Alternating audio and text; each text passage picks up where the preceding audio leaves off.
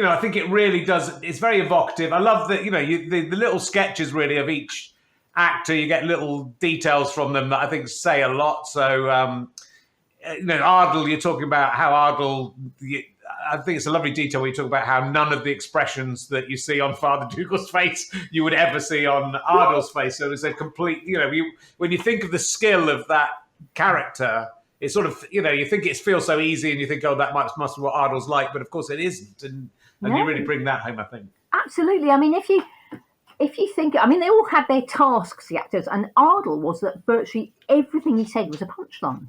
So he had to get every line absolutely right, because as we know, Yes. if you stumble on a line, you might as well, lie on the floor and cry because the joke's gone.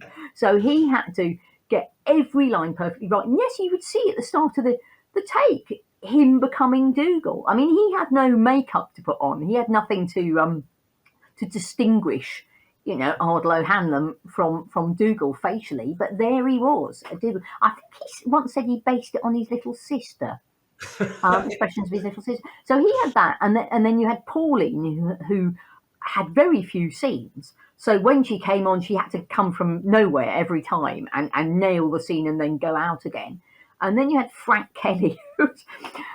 Frank was such a distinguished, gracious, cultured man, urbane, delightful, clean, and he had all this stuff glued to his face, and he had to sit for hour after hour in that armchair all the way through rehearsals, but keep concentrating, as a scene starts, keep concentrating so that he didn't miss his cue to, shout women's knickers or whatever he was supposed to shout. And I do put in the book that very occasionally I can see in the shows that it's Frank in the corner in the armchair rather than Jack. You can just see from the intelligence in the eyes that it's Frank concentrating on when his line comes in. And then you had Dermot, who had 4/5 of the lines, all of the exposition. So of course, he had lots of punchlines, but he also had all the setup stuff, all the boring stuff, if you like, the plotty stuff.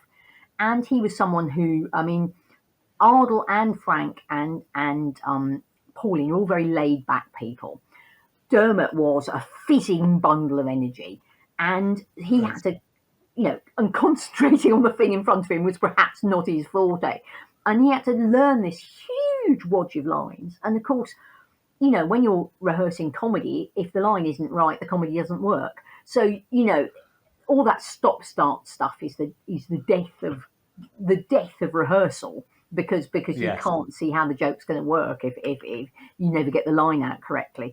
So there was a lot of strain on him, and there was a lot of tension, and often he wouldn't be entirely on top of the lines until maybe the day before or even in studio. But on the other hand, I saw a documentary on Arthur Lowe, who never got a line right until he was in front of the cameras, apparently. It was an absolute nightmare to go. So, there are precedents to this. But so he never fluffed a line in front of the audience. But, it was a long road to get there.